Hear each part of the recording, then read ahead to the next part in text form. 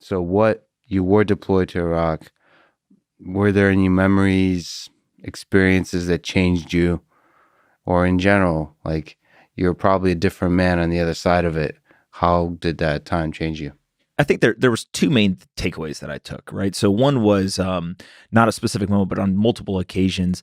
I remember we were driving down the road and I would look and there would be a 10, 12, 14-year-old kid. And if you've never seen somebody who literally has hate and disdain in their eyes, Towards you? just not necessarily to you personally, just to the uniform, to what you stand for, to all this stuff. When you see it, you see it, right? And I always think of if you've ever watched the movie 12 Strong, and in it they've got this Afghanistan warlord, and he's talking to a bunch of soldiers, and he says, you know, you don't have killer eyes, you do, and he's just like, he can just tell, right? He's seen so many soldiers, and so I think that was a memory on a number of occasions where I just saw young kids, and I just said, they hate us, right? And it's not you personally, it's what you stand for. But the really big event was when you first get to these combat zones, a lot of times what will happen is you basically, your unit teams up with a unit that's leaving, and there's a handoff, and it happens over a couple of weeks. And so you can imagine almost, 1% of our team goes out with 99% of their team, then 5, 95, 10, 90, all the way till it's 50-50. And then eventually it rotates, and then it's majority of our team and a small number of their team. And so what a lot of people will explain is the two most dangerous times in war are actually the first 2 or 3 weeks and the last 2 or 3 weeks.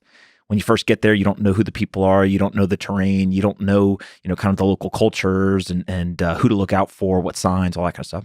And the last 2 or 3 weeks is you basically think you've survived the deployment. You're looking forward to going home, so you become complacent, things like that. And so we made it through that transition period with no issues. But literally the very first mission that we went out as a team ourselves, 100%, there was 2 separate incidents. One was we were driving in the middle of the night, and what we think was a sniper shot at a truck that I was in. I was standing up outside of it along with another guy. And that was kind of just a wake-up call again of, I've never been shot at before. Right. And so I'll never forget, you kind of heard this whiz go by, and the guy next to me was from rural Pennsylvania. And he just said, look, I've never been shot at before either, but I've done a lot of hunting. Get the fuck down. Right? So, okay. And so we kept driving that night. And later on in the night, an IED went off. A guy ran over an IED who was at the front of the convoy.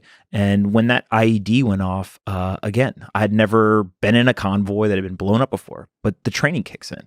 And so immediately every single person starts screaming out, IED, IED, and they start looking and trying to figure it out. And you realize the United States military did a fantastic job training us before we went, because in that moment, nobody thought about anything. You just did what you had been programmed to do. And so ultimately, kind of through the end of that event, there was a U.S. soldier that ended up dying. He was shot in the head. And when we got back to the base, kind of after that entire event, I think it just hit us. We are at war. And if we make mistakes here, that is the cost of, kind of those mistakes. And this was somebody who I didn't know. It was somebody who literally showed up kind of as secondary support for our unit, and basically was there to help us, right? And so it was one of those weird situations where you have this emotional connection because it's somebody who shared an event with you, but you didn't know them, right? And you learn their name later, and you understand that they have a family and they have young kids and all this stuff. And so again, as a 20-year-old kid, you're kind of processing all this, and you just realize, like, the gun I have in my hands, it's real for a reason, right? And we better take this seriously. This is not, us joking around in kind of the barracks and, all the things that you would expect, guys are doing in the Army. So I think that was like the moment where I said, hey, I'm going to learn a lot here, and I got to make sure I get home. And you snap it into the training. But nevertheless, I mean, you're somebody who thinks philosophically about this world now, right? You're very intelligent and thinks deeply about the world. So looking back, you mentioned hatred in the 14-year-old kid's eyes. There's death. So the way you kind of describe this whole story is like training kicks in. This shit is serious. Like, this is, there's a reason there's a gun in your hand. So there's a strategic element. There's like, you have to get the job done. There's a task in hand. But at the same time, if you zoom out, there's a kid who has hate for you.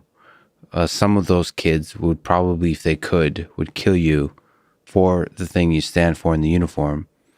And then there's bullets flying at you. And then there's people that some of them you might already care for deeply are dying. What the hell do you make of that? Do you think about that? Does any of that haunt you? How do you think about the world having witnessed that? Yeah. A lot of times when we would talk about it, we were there. If I was that kid, I would want to kill that person too, right? I would have hatred as well, right? Imagine if in the United States tomorrow you and I woke up and there was tanks rolling down the street from another country, Yeah. and they were basically imposing their rules on us, whether they thought it was the right thing to do or not. The soldiers were there, they were doing this. We would probably feel not so great about it, right? At kind of a minimum, and at a maximum, we'd be really, really pissed off. We would fight back. And so what you don't understand when you're in the heat of the moment is, why does this person feel this way? And so what's very weird is, well, what happens if a year ago US soldiers came through, they got shot at, they returned fire, and they killed that kid's uncle? You'd be pissed off, right? And so you just start to understand, like, we look at war very black and white. We look at it very much from a clinical perspective. We're going to go kind of invade somewhere. We are the most dominant military in the world. We're very good at invading, and we will crush wherever we invade. But when you're actually on the ground, what you understand is the humanity of it all, right? And so what becomes very interesting is pretty much every veteran I know that comes back, they're some of the largest pacifists in the world. And I always revert back to Marcus Luttrell, who's a famous Navy SEAL, and there's a movie made about him and his story. He gave a speech one time that I saw, and he basically said, listen, if you're a politician, your job is to be the diplomat. Do everything you possibly can not to send me and my friends anywhere. Because when you send us, we're going to bring hell with us, right? And understand that is the business that we are in. But every single other person up until we get sent has a job to do to prevent having to send us.